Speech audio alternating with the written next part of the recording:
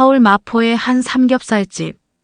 평범한 회식이 이어지던 밤이었습니다. 젊은 형사들과 실무자들이 웃고 떠드는 자리 한쪽 조용히 앉아있는 여성이 있었습니다. 그녀의 이름은 김서윤. 감찰과 실무자로 알려졌지만 그 누구도 몰랐습니다. 그녀가 사실 서울청 감찰과장이란 사실을 말이죠. 처음엔 단지 한 번의 술자리였습니다. 작은 무례 하나가 점점 커졌고 그 순간 한 사람의 침착함이 조직의 문화를 바꾸는 시작이 되었습니다. 지금부터 한 여성이 어떻게 침묵 대신 행동을 선택했고 그 행동이 어떻게 제도를 바꾼 이야기가 되었는지 그 여정을 함께 따라가 보겠습니다. 그 전에 잠깐 이 영상이 마음에 드셨다면 구독과 좋아요 부탁드립니다. 그리고 여러분의 생각도 댓글로 남겨주세요. 그럼 지금부터 오늘의 이야기 속으로 함께 들어가 볼까요? 서울 마포의 저녁거리는 빗방울이 간판을 스치며 번들거렸다. 골목마다 구운 고기의 냄새와 젖은 흙냄새가 뒤섞여 천천히 퍼져갔다. 작은 삼겹살집의 유리문은 김이 서려 있었고 문 안쪽에서는 사람들의 웃음과 젓가락 부딪히는 소리가 물결처럼 일렁였다. 그 소리 속에서 김서윤이 조용히 앉아 있었다. 단정한 검은 정장, 말수가 적은 눈빛, 맑은 물처럼 흔들림 없는 자세가 있었다. 모두는 그녀를 감찰청문과에서 파견 나온 실무자라고 알고 있었다. 하지만 아무도 몰랐다. 그녀가 서울청 감찰과장이었다는 사실을. 오늘만큼은 직함과 계급을 내려놓고 단지 동료로서 자리에 있어 보고 싶다고 생각했고 그래서 명찰도 계급장도 달지 않았다. 김서윤은 자신의 잔을 천천히 돌렸다. 반사된 불빛이 잔 표면에서 느리게 흘렀다. 그녀는 생각했다. 계급장이 보이는 순간 표정이 바뀌는 사람들이 있다. 경례가 늘어나고 웃음이 줄어든다. 사람이 사람을 보기보다 직함을 먼저 본다. 오늘은 그 무게를 내려놓고 현장의 숨결과 말들의 결을 잇는 그대로 느끼고 싶었다. 그렇게 마음을 정리하며 옆자리의 접시에 김치를 조금 옮겼다. 불판에서는 기름이 튀었고 점원이 미소 지으며 불을 조절했다.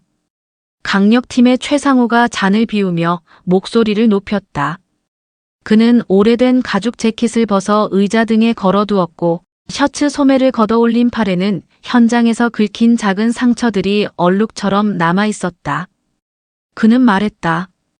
요즘 감찰은 사람을 너무 몰아붙인다고, 현장에서 뛰는 사람의 사정을 모른 채 서류로만 판단한다고, 예전에는 이런 게 아니었다고. 그의 말에 몇몇은 시원하다는 듯 웃었고 몇몇은 눈치를 보며 고개를 끄덕였다. 박소미가 조심스럽게 말했다. 절차가 바뀌었고 이제는 기록이 중요해졌다고. 그래야 억울함도 줄어든다고. 그러자 최상호는 잠시 웃으며 말했다.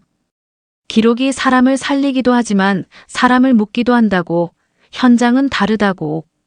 오민석이 분위기를 일으켜 세우려 했다. 고기를 뒤집으며 말했다.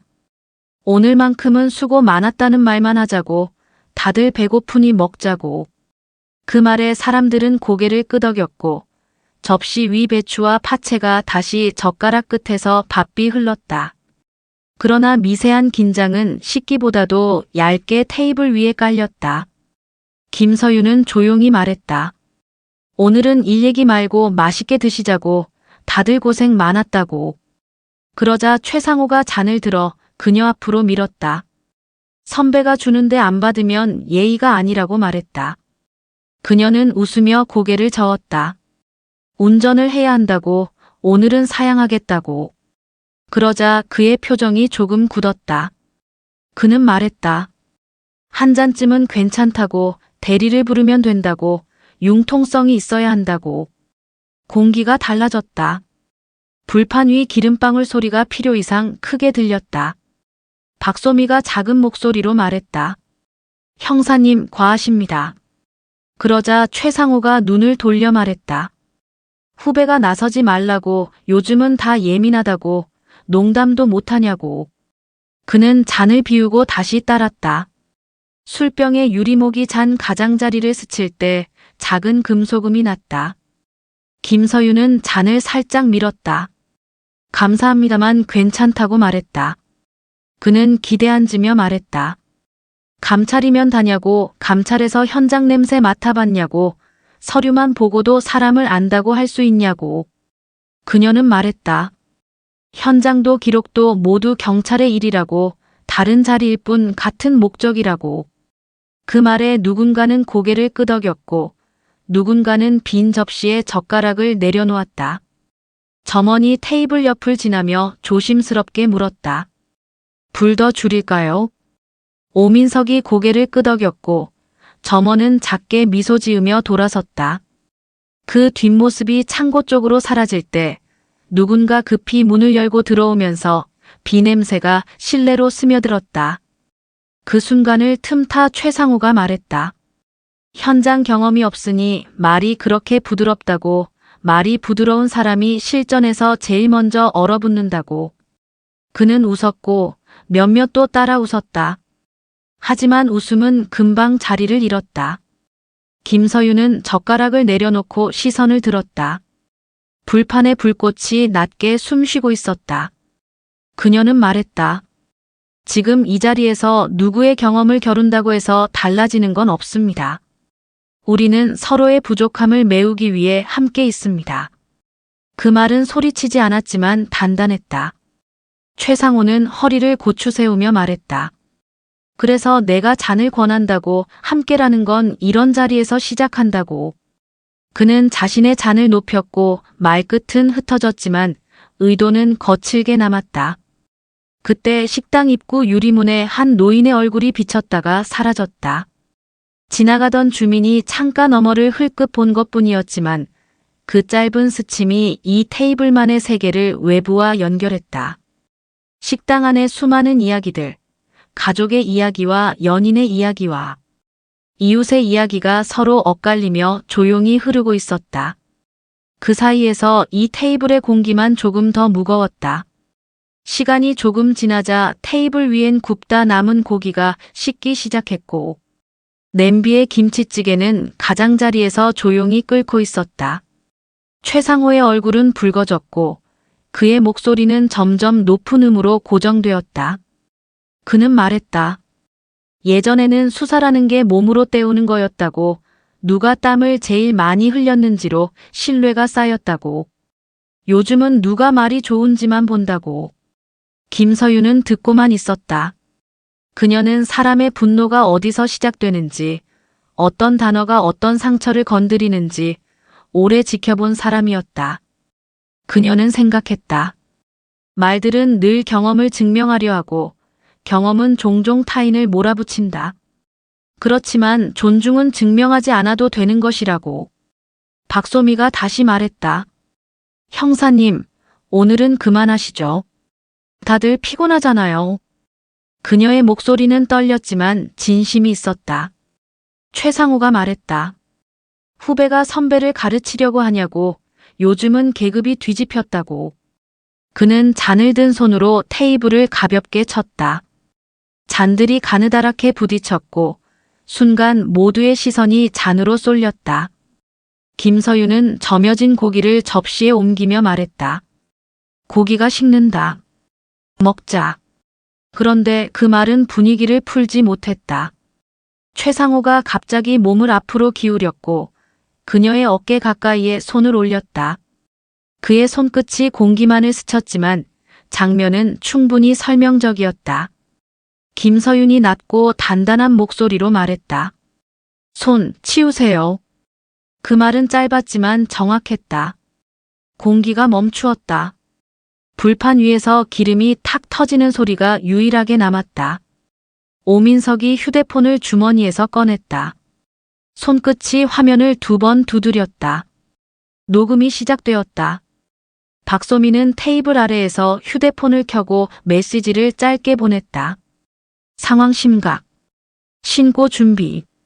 화면에는 확인이라는 답장이 곧바로 떠올랐다. 최상호는 웃음과 분노 사이 어딘가에서 흔들리고 있었다. 그는 말했다. 감찰이면 다냐고, 남의 잔을 밀어내면 실례라는 걸 모르는 거냐고. 그는 목소리를 더 높였다. 여기 있는 사람 중에 나만 현장을 아는 게 아니라고. 그런데 왜 다들 내 말에는 반응이 없냐고. 그가 외로워 보였다는 걸 그때 아무도 떠올리지 못했다. 분노는 종종 외로움에 뒤집힌 얼굴이었다. 그러나 그가 그 사실을 알기 위해서는 다른 종류의 시간이 필요했다. 문이 열렸다. 순찰 경찰 두 사람이 들어왔다. 벽면의 시계가 작게 울렸다. 직원이 다가가 작은 소리로 설명했다. 저 테이블이라고. 계속 소리가 커지고 손짓도 있었다고. 다른 손님들도 불편해한다고. 순찰 경찰은 고개를 끄덕였고 테이블로 걸어왔다. 그들의 발자국 소리가 구두 바닥과 타일 사이에서 짧게 울렸다. 최상호가 말했다. 내가 경찰이다. 누가 신고했느냐? 박소미가 앞으로 나섰다. 내가 신고했다. 그는 잠시 멈추었다. 같은 경찰끼리 신고를 하느냐고 물었고 순찰 경찰이 말했다. 직업이 무엇이든 신고는 신고이고 현행범은 현행범이다. 김서윤이 자리에서 천천히 일어섰다. 그녀의 의자 다리가 바닥을 스치며 가벼운 소리를 냈다. 그녀는 말했다. 지금부터 절차대로 진행해달라. 순찰 경찰이 물었다. 현장 지휘자는 누구인가? 김서윤이 경찰증을 꺼내 테이블 위에 올려놓았다. 서울청 감찰과장 김서윤이다. 이 자리의 모든 발언은 기록으로 남는다. 그 순간 테이블 위 유리잔의 표면에 반사되던 붉은 네온이 조금 흔들렸다. 누군가 숨을 들이마셨고 누군가 젓가락을 천천히 내려놓았다. 최상호는 말이 나오지 않는 듯 입술을 달싹거렸다. 그는 말했다. 과장님이셨냐고. 몰랐다고. 자신은 그냥 농담이었다고. 김서윤은 고개를 저었다. 몰랐다는 말은 변명이 아니라 시작이다. 오늘의 일은 직함이 알려진 뒤에 문제가 된 것이 아니라 직함이 알려지기 전에 이미 문제였다. 순찰 경찰이 간단한 사실 확인을 마치고 말했다. 동행해달라. 주변 손님들이 조용히 시선을 외면했다가 다시 접시를 보았다. 식당의 냄비는 계속 끓고 있었다. 그 밤 이후로 마포서의 공기는 분명 달라졌다. 다음 날 아침 복도 끝 창문으로 빛이 길게 들어오고 있었다. 박소미는 낮게 커피를 마시며 모니터를 켰다. 익명 제보함에는 회식 문화와 관련한 작은 사연들이 몇 건 더 들어와 있었다. 누구는 예전에 당했던 기억을 조심스레 써내려갔고 누구는 자신의 침묵을 후회한다고 적었다. 오민석은 팀원들에게 말했다.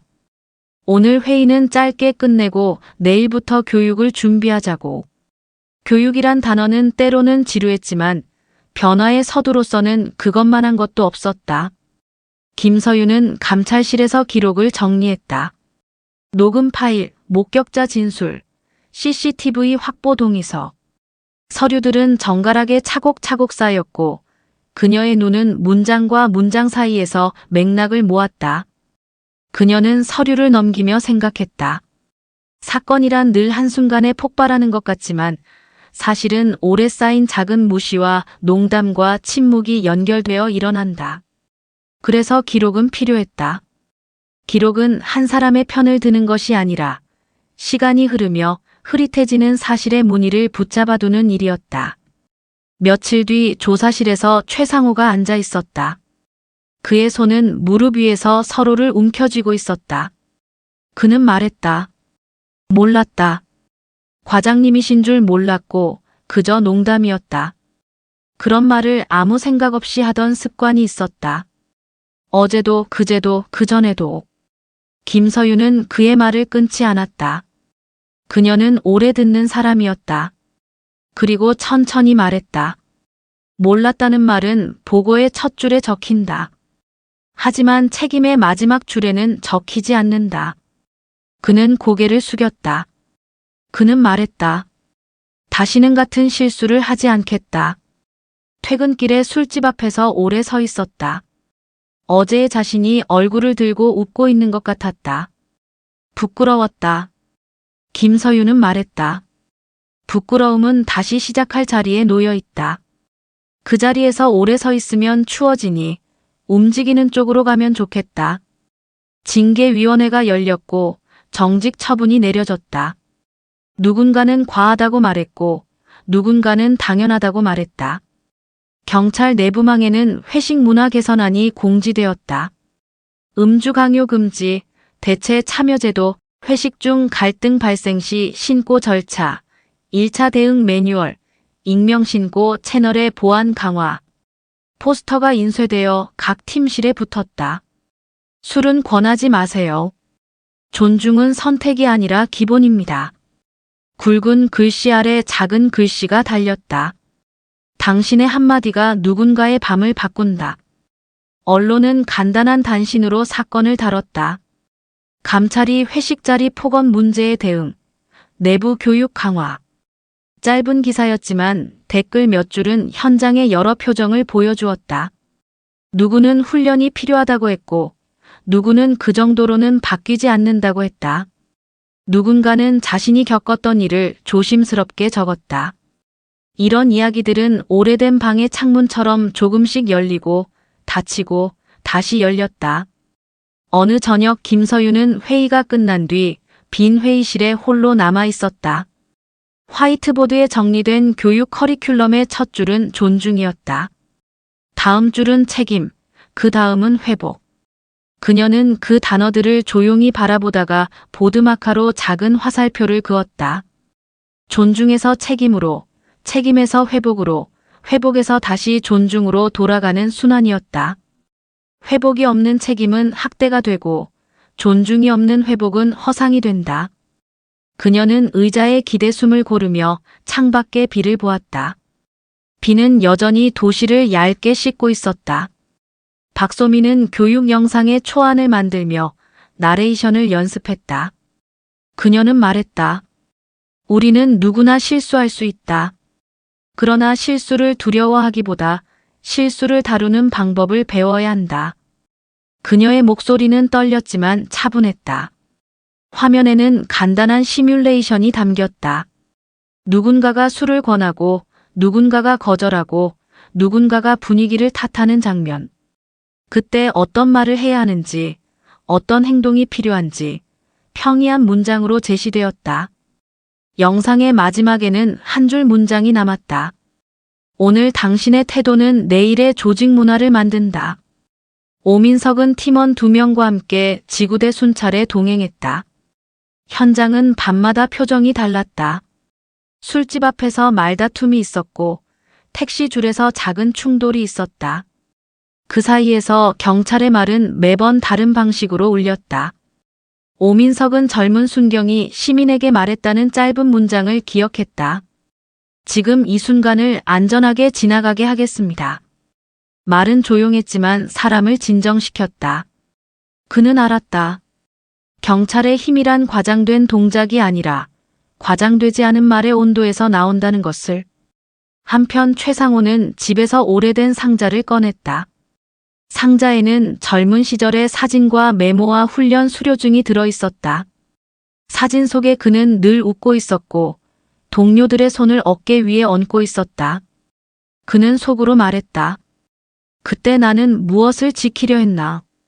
그가 오래전 수사일지 중 한 페이지를 펼쳤을 때 작은 메모가 눈에 들어왔다. 말은 증거를 찍고 침묵은 증거를 덮는다. 그는 오래 그 문장을 바라보았다. 그리고 생각했다. 이제는 그 말 자체가 누군가의 증거가 될 수 있다는 것을. 며칠 뒤 김서윤은 한 초등학교 강당에서 지역 주민 대상 강연을 했다. 주제는 안전과 존중이었다. 아이들은 경찰 제복을 신기하게 바라보았고 어른들은 조용히 앉아 있었다. 김서윤은 말했다. 우리는 서로의 삶 속에 잠깐씩 들어왔다가 나간다. 그 사이에서 누군가에게 모욕이 휘둘러지면 안전은 금세 사라진다. 존중은 안전의 첫 번째 설계다. 강연이 끝나자 한 아주머니가 다가와 말했다. 아들이 야근을 마치고 집에 오면 늘 힘들어한다. 어떻게 위로하면 좋겠냐고 물었다. 김서윤은 말했다. 오늘 하루를 잘 버텼다고 당신이 있어서 고맙다고 말해달라. 위로는 거창한 문장보다 정확한 인정에서 시작된다고 말했다. 밤길을 걸으며 김서윤은 핸드폰에 적어둔 메모를 보았다. 기록의 목적은 사람을 벌주는 데만 있지 않다. 기록은 재발을 막는 설계다. 그 설계는 언젠가 누구에게 보이지 않는 다리를 놓는다. 그녀는 화면을 끄고 하늘을 올려다보았다. 비는 거의 그쳤고 구름 사이로 희미한 별 하나가 보였다. 시간이 흘러 징계 기간이 거의 끝나갈 무렵 최상호는 청소년 상담센터를 찾았다. 그는 자원봉사자 교육을 신청했고 작은 사무실에서 1시간 동안 교육 영상을 보았다. 강사는 말했다. 청소년은 비판보다 인정에 더 빨리 반응한다. 잘못을 지적하기 전에 잘한 점을 먼저 말하자. 최상호는 메모를 하며 생각했다. 인정이라는 단어가 이렇게 낯설 줄 몰랐다. 그는 자신이 그동안 얼마나 많은 부정의 말들을 서슴없이 던졌는지 떠올렸다. 그리고 창밖으로 고개를 돌려 푸른 운동장을 보았다. 몇몇 아이가 공을 차고 있었다. 공은 느리게 구르고 있었다. 김서윤은 내부 평가 보고서를 마무리하면서 마지막 장에 이렇게 적었다. 이번 사건은 한 사람의 일탈로만 끝날 수 있었지만 조직이 그 사건을 다루는 방식 때문에 의미가 달라졌다. 우리는 벌을 통해서가 아니라 과정을 통해 자신을 보았다. 그녀는 사인을 하고 파일을 닫았다. 책상 위에 작은 화분이 있었는데 잎끝이 조금 마르고 있었다. 그녀는 컵에 담긴 물을 살짝 부었다. 식물은 곧장 반응하지 않았지만 뿌리 속 어딘가에서 물이 스며들고 있을 것이었다. 경찰청 대강당에서 내부 교육이 열렸다. 전국 각지의 경찰관들이 순서대로 자리에 앉았다. 박소미가 나와 영상을 틀고 간단한 경험을 이야기했다. 그녀는 말했다. 나는 그날 테이블 아래에서 손이 떨렸다. 그러나 신고 버튼을 누르고 나서 알았다. 신고는 동료를 해치는 행동이 아니라 모두를 지키는 행동이라는 걸. 강당의 공기가 잠시 무거워졌다가 부드러워졌다. 누군가의 솔직함이 그렇게 공기를 바꾸었다. 행사가 끝나갈 무렵 뒤쪽 문이 조용히 열리고 한 남자가 들어왔다. 최상호였다. 그는 맨 뒷줄에 앉아 조용히 화면을 보았다. 영상을 보면서 그는 자신이 했던 말들을 떠올렸다. 요즘 애들은 예민하다고 했던 말, 선배가 권하면 받아야 한다고 했던 말, 농담이라고 덧붙였던 말들. 그는 눈을 감았다가 떴다. 영상을 마친 뒤 사람들은 박수를 쳤고 그는 손뼉을 천천히 2번 쳤다. 박수 소리는 그의 손에서 크게 울리지 않았지만 마음속에서는 분명하게 울렸다. 교육이 끝난 뒤 로비에서 김서윤과 최상호가 마주쳤다. 그는 잠시 머뭇거렸다가 말했다. 죄송했다. 그날도 그 전날도 더 이전에도. 김서윤은 고개를 끄덕였다. 그는 다시 말했다. 이제는 아이들 앞에서 말을 조심한다. 아이는 어른의 단어를 그대로 배운다. 그가 웃었다. 배움이 늦은 편이지만 멈추지는 않겠다고. 김서윤은 말했다. 늦음은 변명의 이유가 아니지만 늦은 시작은 충분한 의미다. 그는 고개를 숙였다. 그날 밤 집으로 돌아온 김서윤은 창가에 서서 도시의 불빛을 내려다보았다. 자동차의 헤드라이트가 연속된 선을 만들었고 신호등의 녹색이 넓게 번졌다. 그녀는 생각했다. 존중은 계급보다 위에 있다. 계급은 책임의 무게를 알려주고 존중은 그 책임이 사람을 짓누르지 않게 한다. 그녀는 창문을 닫고 등을 돌려 방 안에 불을 껐다. 방 안은 잠시 어두워졌고 바깥의 불빛만이 얇게 스며들었다. 며칠 뒤의 오후 김서윤은 신고가 들어온 골목을 순찰팀과 함께 찾았다. 작은 상점 앞에서 주인이 손을 휘저으며 말했다. 손님이 술에 취해 소리를 지르고 물건을 흔들었다고, 다치게 하려 한 건 아니었지만 무서웠다고. 순찰팀이 상황을 정리하는 동안 김서윤은 상점의 오래된 계산대를 바라보았다. 나무결이 손때로 반들거렸다. 그 위에 놓인 영수증 스탬프가 잔잔하게 빛났다. 그녀는 상점 주인에게 말했다. 불편을 바로 알려주셔서 고맙다고. 신고는 어려운 선택이지만 옳은 선택이라고. 상점 주인이 고개를 끄덕이며 말했다. 무섭지만 이제는 알겠다고. 그냥 참으면 더 커진다고.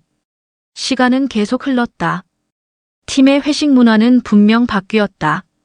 술 대신 늦은 점심을 잡는 날이 늘었고 모두가 한 잔 권하는 대신 물을 먼저 권했다. 생일을 맞은 팀원이 있으면 작은 케이크를 함께 잘라 먹고 일찍 해산했다. 어떤 날은 배드민턴을 치기도 했고 어떤 날은 팀 서가에 새로운 책을 들여 대화를 나누기도 했다. 변화는 화려하지 않았지만 확실했다. 사람들은 스스로 장면의 중심에서 조금씩 내려와 서로를 위한 자리를 더 만들었다. 어느 금요일 늦은 오후, 박소미가 김서윤의 문을 두드렸다. 그녀는 말했다. 오늘 야간 순찰에 나가고 싶다고, 혼자가 아니라 선배와 함께 배우고 싶다고. 김서윤은 웃으며 말했다. 함께 나가자고. 밤거리의 공기는 훨씬 청명했고 하늘은 쨍하게 열려 있었다. 두 사람은 골목을 천천히 걸었다. 고양이가 상점 셔터 옆을 지나갔고 누군가 창문을 닫는 소리가 들렸다. 박소미가 말했다. 그날이 지나고 나서 사람들의 말투가 조금 바뀐 것 같다고. 작은 말들 사이에 빈칸이 생겨서 숨을 쉬게 된 것 같다고. 김서윤은 고개를 끄덕였다.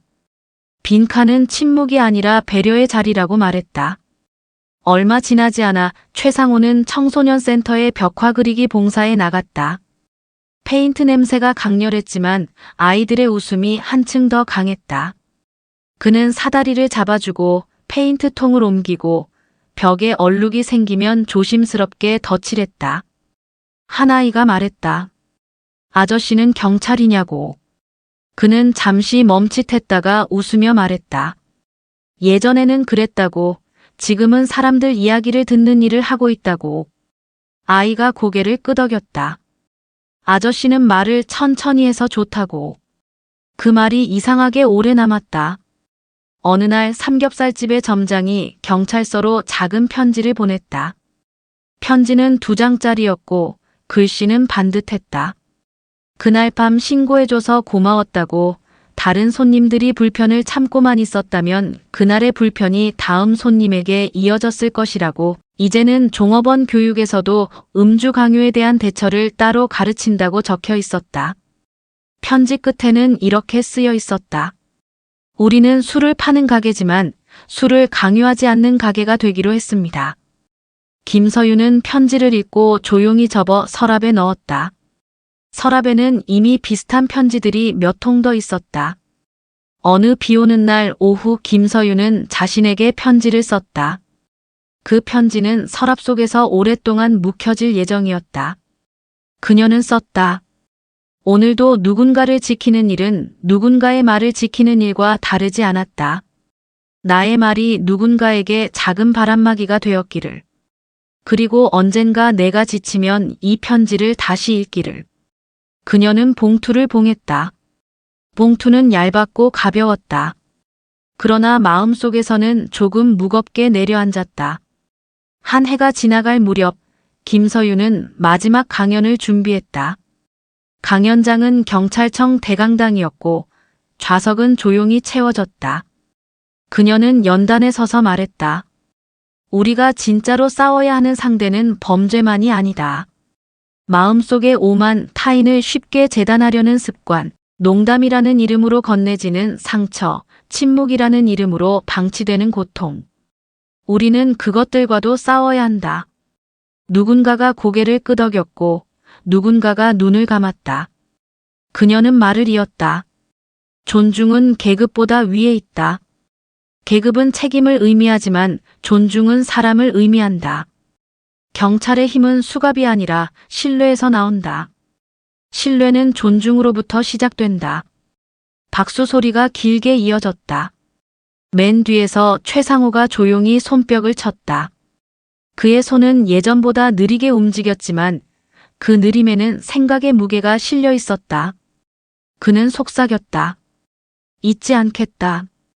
그리고 밖으로 걸어나갔다.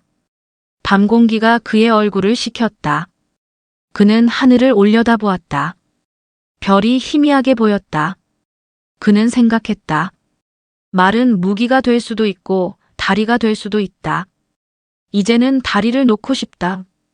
강연이 끝난 뒤 로비에서 몇몇이 사진을 찍었고 몇몇은 짧게 인사를 전했다.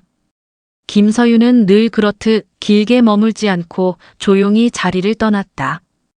그녀는 계단을 내려오며 고개를 들어 복도 끝 창문을 보았다. 어둠 뒤편으로 시내가 불빛을 흔들며 숨 쉬고 있었다. 그녀는 그 불빛들을 향해 가만히 속삭였다. 오늘도 모두 무사하기를. 밤이 깊어질수록 도시의 소리는 가벼워졌고 사람들은 각자의 방으로 돌아가 잠을 청했다.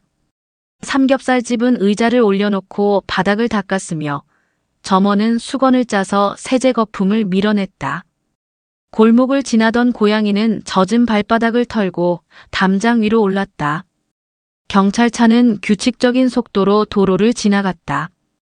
김서윤은 창가에 서서 그 불빛을 눈으로 배웅했다. 그녀는 생각했다. 오늘의 기록이 내일의 안전을 만든다. 그리고 오늘의 존중이 내일의 신뢰를 만든다. 모든 변화는 작게 시작한다. 그러나 작다는 이유로 하찮지 않다. 작은 것은 흔들림에 강하다. 작은 것이 모여 큰 강이 된다. 그녀는 방에 불을 끄고 침대 옆 탁상 시계를 눌렀다. 조용한 틱톡 소리가 이어졌다. 눈을 감기 전에 그녀는 마음속으로 한 문장을 또박또박 적었다. 존중은 계급보다 위에 있다. 그 문장은 이제 누구의 구호가 아니라 자신의 일상이었다. 그녀의 호흡이 느려졌고 도시의 숨소리도 함께 느려졌다. 밤은 그렇게 지나갔다. 그리고 다음 날 다시 기록은 시작될 것이었다. 그리고 다시 누군가의 말이 누군가의 밤을 지킬 것이었다. 그리고 다시 누군가는 조용히 배워갈 것이었다. 그 배움이 늦어도 멈추지 않는 한 그 도시의 불빛은 꺼지지 않을 것이었다. 며칠 뒤 박소민은 어머니와 통화를 했다. 어머니가 물었다. 요즘 일은 어떠냐고. 박소민은 웃으며 말했다. 힘들지만 배운다고. 그리고 동료들과 서로 말투를 조금씩 바꾸는 중이라고. 어머니는 조용히 숨을 고르며 말했다. 말은 밥보다 오래 남는다고. 밥은 오늘 먹고 내일 잊히지만 말은 내일도 그 다음 날도 계속 사람을 데려온다고. 박소민은 그 말을 메모장에 적었다. 삼겹살집 점장은 직원 교육표를 다시 만들었다. 인사, 주문, 알레르기 확인, 결제. 그리고 새로 추가된 항목 하나가 있었다. 음주 권유 대처. 그는 직원들에게 말했다. 손님이 손님에게 술을 권하며 불편을 주면 바로 말해달라고. 우리 가게의 규칙이라고. 정중하지만 분명하게 알리자고. 젊은 종업원이 말했다. 손님이 화를 내면 어떻게 하느냐고. 점장은 대답했다. 규칙이 우리를 지켜준다고. 우리는 술을 팔지만 술을 강요하지 않는다고. 그 말에 종업원은 안도의 표정을 지었다. 경찰서 내부 소식지는 작은 글을 실었다. 오늘의 말 한 줄. 한 베테랑 형사가 적었다. 나는 오늘 후배에게 먼저 물었다.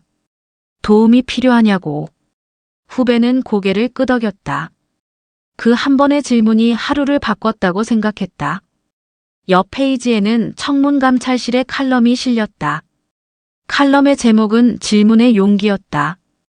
칼럼의 끝 문장은 짧았다. 질문은 통제의 시작이 아니라 돌봄의 시작이다.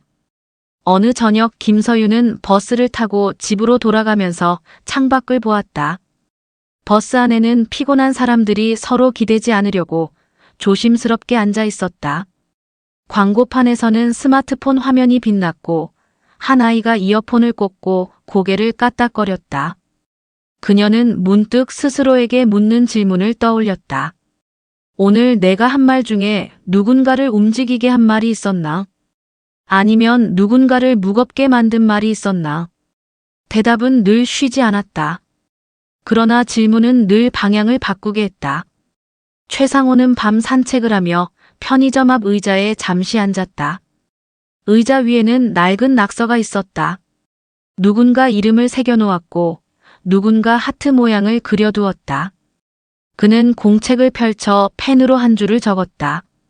오늘 아이들에게 물건을 나눠주며 이름을 먼저 물었다. 이름을 알고 나니 말이 달라졌다. 이름을 모르면 사람은 쉽게 집단으로 보이고 이름을 알면 사람은 한 사람으로 보인다. 그는 펜을 닫았다. 작은 기록이었지만 그에게는 큰 일이었다. 다음 주 초 시민감사실로부터 감사 전화가 왔다. 회식 문화 개선과 교육 영상에 대한 시민 의견이 전달되었다고 했다. 어떤 이는 영상을 보고 직장 모임의 규칙을 바꿨다고 했고 어떤 이는 그 영상의 문장이 마음을 두드렸다고 했다. 우리는 서로의 삶에 생각보다 자주 영향을 준다. 김서윤은 그 전화를 끊고 자리에 앉아 작은 메모를 남겼다. 변화는 먼 곳에서 오지 않는다. 가까운 자리에서 온다. 그리고 가까운 자리에서 시작한 변화가 먼 곳까지 간다. 비가 그친 이른 새벽, 경찰서 앞 가로수 잎에 물방울이 아직 달려 있었다. 출근한 사람들은 커피를 들고 계단을 올랐다. 그 계단은 매일 같았지만 그 계단을 오르는 마음은 매일 다르게 약간씩 바뀌었다. 어느 날은 급했고, 어느 날은 느렸고, 어느 날은 가벼웠다. 김서윤은 계단을 오르며 손잡이를 스쳤다. 금속 손잡이는 차가웠지만 손끝에서 묘하게 따뜻한 여운이 올라왔다. 그녀는 생각했다. 우리는 매일 같은 문장을 반복해서 걸어 올라간다. 그러나 그 반복이 우리를 낡게 만드는 것이 아니라 숙련되게 만든다. 숙련은 타인을 다루는 법이 아니라 스스로를 다루는 법에서 시작된다. 늦은 밤, 도심의 고가도로 아래에서 교통사고가 있었다. 순찰팀이 현장을 정리했고 운전자는 떨리는 손으로 미안하다고 말했다. 김서윤은 운전자에게 물었다. 다친 곳은 없느냐고. 구급차는 곧 도착한다고. 지금 할 수 있는 건 숨을 천천히 쉬는 것이라고. 운전자의 눈이 조금 누그러졌다. 그녀는 마음속으로 적었다. 우리는 사건을 해결하기 위해 움직이지만 때때로 사람을 진정시키기 위해 더 오래 머문다. 그 머물미 안전을 만든다. 어느 오후 경찰학교에서 강의 요청이 왔다. 주제는 실무 윤리와 조직 문화였다. 강의실에는 신임 경찰들이 앉아 있었다. 그들의 눈빛은 아직 굳지 않았고 기대와 긴장이 반반씩 섞여 있었다. 김서윤은 말했다. 당신들의 첫 현장은 아마도 사람들이 가장 약한 순간일 것이다. 약한 순간에 쓰는 말이 당신을 정의할 것이다. 강의가 끝난 뒤 한 훈련생이 다가와 말했다. 부모님이 편의점을 하시는데 밤마다 겁이 난다고. 그녀는 대답했다. 겁을 줄이는 법은 잘 준비하는 것이라고. 그리고 서로가 서로의 이름을 먼저 불러주는 것이라고. 한겨울이 되자 삼겹살집의 유리문에는 서리가 더 자주 꼈다. 점장은 출근길에 손난로를 사서 직원들에게 나눠주었다. 손의 온기가 근무의 온기가 된다고 믿었다. 어느 날 2명의 손님이 큰 소리로 다투기 시작했다. 종업원이 다가가 정중히 말했다. 죄송하지만 다른 손님들이 불편해하신다고. 대화는 낮은 목소리로 부탁드린다고. 손님 중 한 사람이 화를 냈지만 다른 한 사람이 어깨를 잡으며 말했다. 우리도 규칙을 지키자고. 싸움은 커지지 않았고 종업원은 안도했다. 그날 밤 점장은 장부에 작은 동그라미를 그렸다.